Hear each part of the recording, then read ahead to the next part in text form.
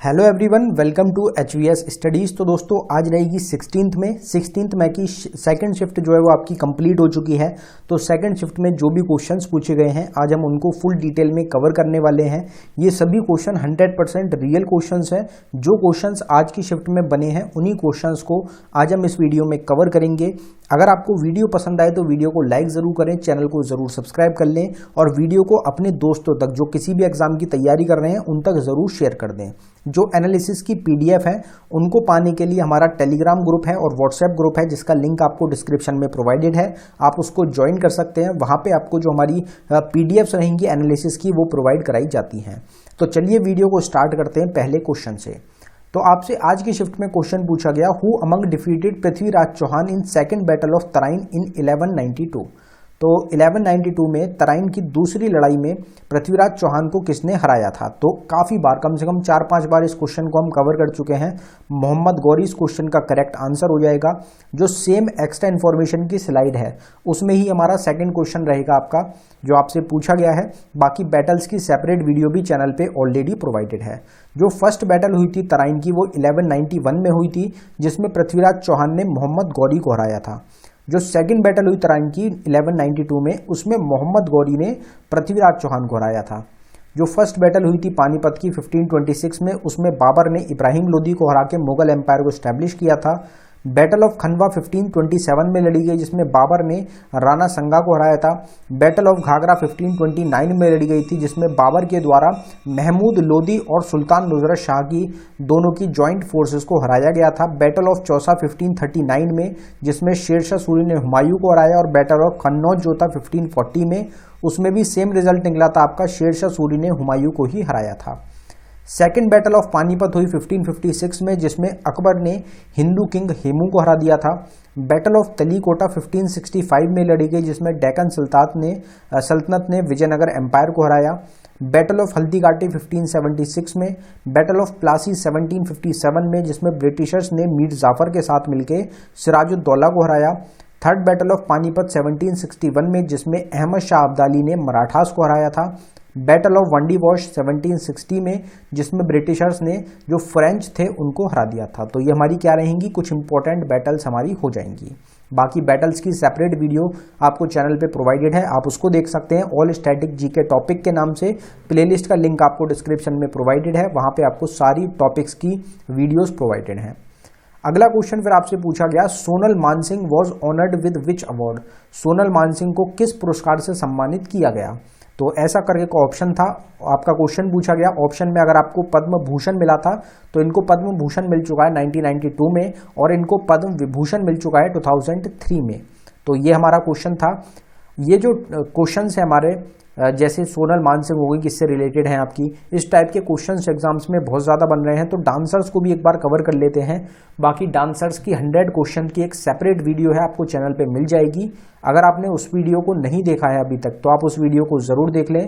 तो रुक्मिणी देवी अनुदुले हैं भरतनाट्यम से, पंडित बिरजू महाराज कथक से, केलुचरण महापात्रा ओडिसी से, गुरु बिपिन सिंह मणिपुरी से, वेम्पति चिन्ना सत्यम कुचिपुड़ी से, पद्म सुब्रमण्यम भरतनाट्यम से, मृणालिनी साराभाई कथकली और भरतनाट्यम से, शोभना नारायण कथक से, सोनल मानसिंह भरतनाट्यम और ओडिसी से, श्रीमंता शंकर देव सत्रिया से, के अम्मा और कनक रेले मोहिनीअट्टम से, राजा रेड्डी और राधा रेड्डी कुचिपुड़ी से, माधवी मुदगल उड़ीसी से और गोपी कृष्ण आपकी कथक से रिलेटेड हो जाएंगी। तो ये हमारे क्या हैं, सब फेमस डांसर्स हैं। 100 क्वेश्चन की सेपरेट आपको डांसर्स की सेपरेट वीडियो मिल जाएगी, उसमें एक्स्ट्रा इन्फॉर्मेशन को भी हमने कवर किया है। तो उस वीडियो को आप जरूर देख लें, एग्जाम में क्वेश्चन बहुत ज्यादा बन रहे हैं। अगले क्वेश्चन पे बढ़ने से पहले हम आपको बताना चाहते हैं कि सिर्फ 79 रुपीज़ में आपको यहाँ पे ई बुक मिल रही है जिसमें आपको टोटल 19 टॉपिक्स मिलने वाले हैं। कुछ स्टैटिक जीके के टॉपिक्स हैं और कुछ हमारे करंट अफेयर 2022 के टॉपिक्स हैं। ये मोस्ट इंपॉर्टेंट टॉपिक्स हैं जिनसे एग्जाम्स में सबसे ज़्यादा क्वेश्चंस पूछे जाते हैं। ये ई बुक आपको अवेलेबल कराई गई है बाइलिंगुअल लैंग्वेज में, हिंदी और इंग्लिश दोनों में आपको क्वेश्चंस मिल जाएंगे।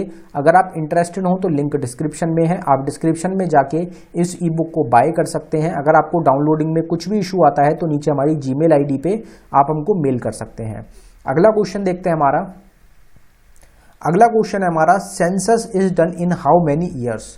तो जनगणना जो होती है वो कितने वर्षों में की जाती है? तो ये तो आप सबको पता है कि इंडिया का जो सेंसस है वो एक डेसिनियल सेंसस है, मतलब हर 10 साल में जो सेंसस होता है उसको डेसिनियल सेंसस बोलते हैं। तो 10 ईयर्स इस क्वेश्चन का हमारा करेक्ट आंसर हो जाएगा। सेंसस से रिलेटेड कल की तीनों शिफ्ट में क्वेश्चन पूछे गए, आज की भी दोनों शिफ्ट में सेंसस से रिलेटेड क्वेश्चन बने हैं। अगर हम सेंसस की बात करें तो आज की दोनों शिफ्ट में सेंसस 2011 के क्वेश्चन नहीं बने हैं, बल्कि सेंसस के पुराने क्वेश्चंस बने हैं। तो सेंसस की जो हमारी सेपरेट वीडियो है आप उसको जरूर देख लें, क्योंकि फुल डिटेल में सेंसस टॉपिक को उसमें हमने कवर किया है। अब सेंसस जो था वो सबसे पहला जो सेंसस आया वो 1872 में आया, लॉर्ड मायो के टाइम पे। जो पहला रेगुलर सेंसस, मतलब हर 10 साल में होने वाला जो सेंसस है हमारा, वो 1881 में आया था, लॉन्च किया गया था लॉर्ड रिपन के टाइम पे। जो पहला सेंसस दुनिया में रिलीज किया गया वो स्वीडन ने किया था 1749 में, और पहला जो डेसिनियल सेंसस आया था वो 1790 में आया था अमेरिका के द्वारा। अगर पहले सेंसस की बात करें जो इंडिपेंडेंट इंडिया के बाद 1951 में आया था, उसमें सेंसस कमिश्नर कौन थे? तो वो थे हमारे R.A. गोपाल स्वामी। सेंसस जो ऑर्गेनाइजेशन है वो किसके अंडर वर्क करती है? तो वो union minister of home affairs के अंडर वर्क करती है। मैस्कॉट क्या था 2011 सेंसस का? तो वो था एन्यूमरेटर टीचर। कमिश्नर कौन थे? तो वो थे डॉक्टर सी चंद्रमौली। अगर बात करी जाए कि पॉपुलेशन ग्रोथ रेट कितना देखा गया 2011 के सेंसस में, तो वो था 17.7% का।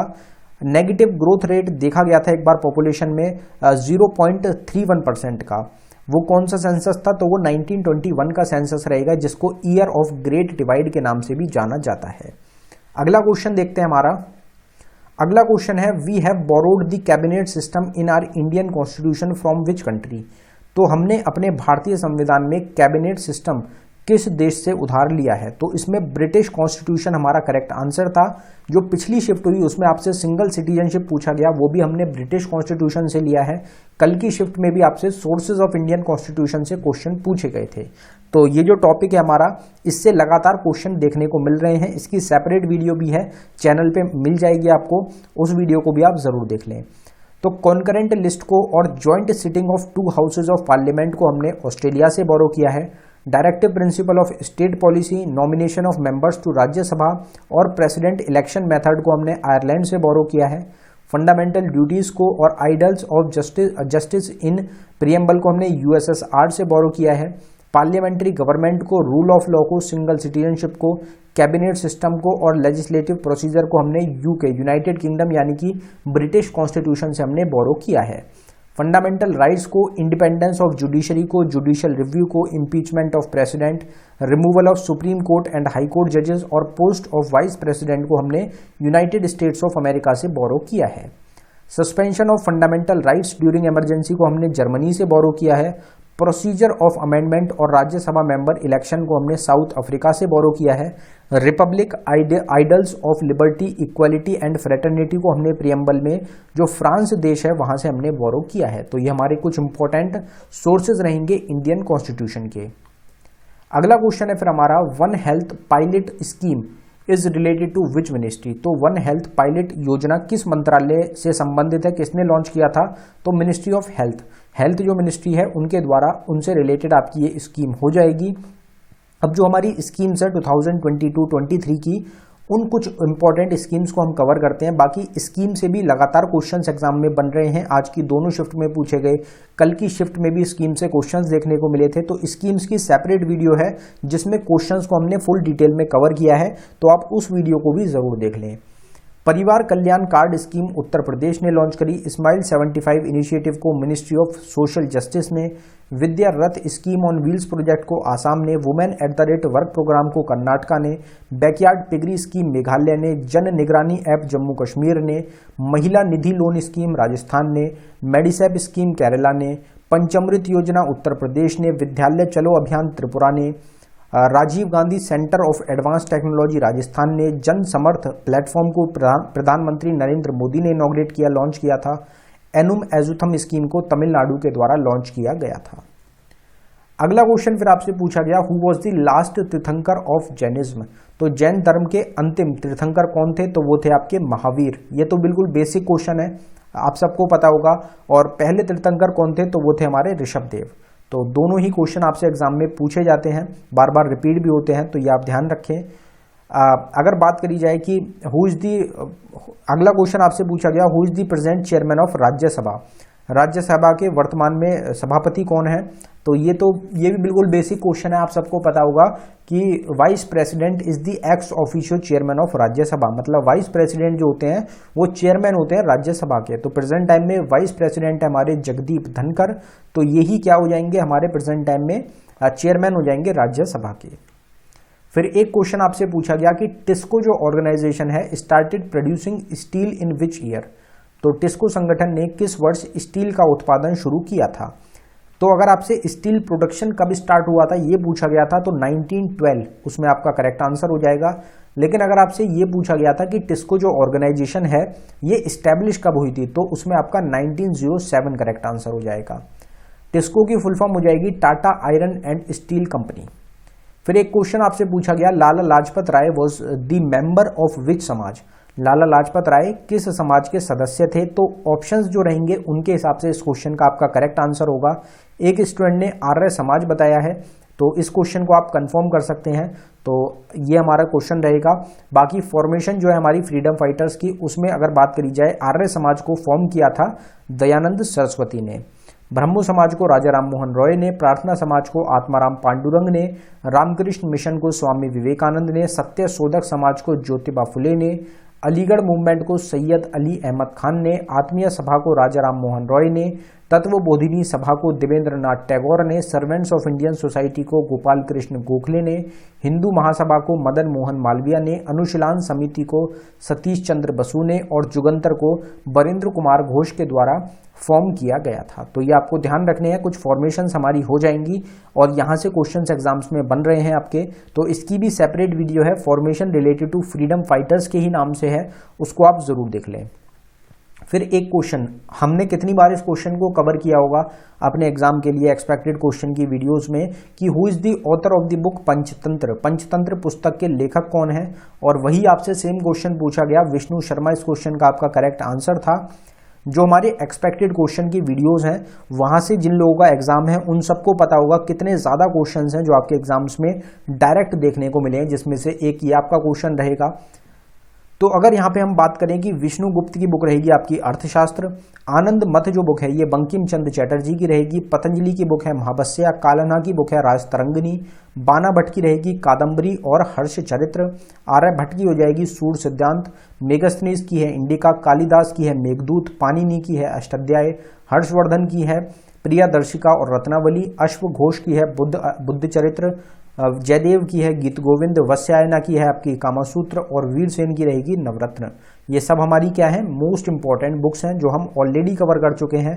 हर शिफ्ट में बुक्स एंड ऑथर से क्वेश्चन देखने को मिल रहा है, करीब 6 से 7 वीडियोस आपको चैनल पे मिल जाएंगी हमारी बुक्स एंड ऑथर से रिलेटेड, आप उनको देख सकते हैं।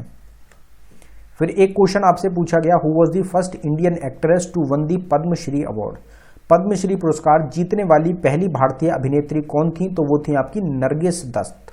नरगिस दत्त जो थी पहली इंडियन एक्ट्रेस थी जिनको पद्मश्री मिला था। Which of the following river falls in bay of Bengal, निम्नलिखित में से कौन सी नदी बे ऑफ बंगाल की खाड़ी में गिरती है? फर्स्ट शिफ्ट में आपसे पूछा गया था कौन सी नदी जो है वो बंगाल की खाड़ी में नहीं गिरती, not fall in bay of Bengal.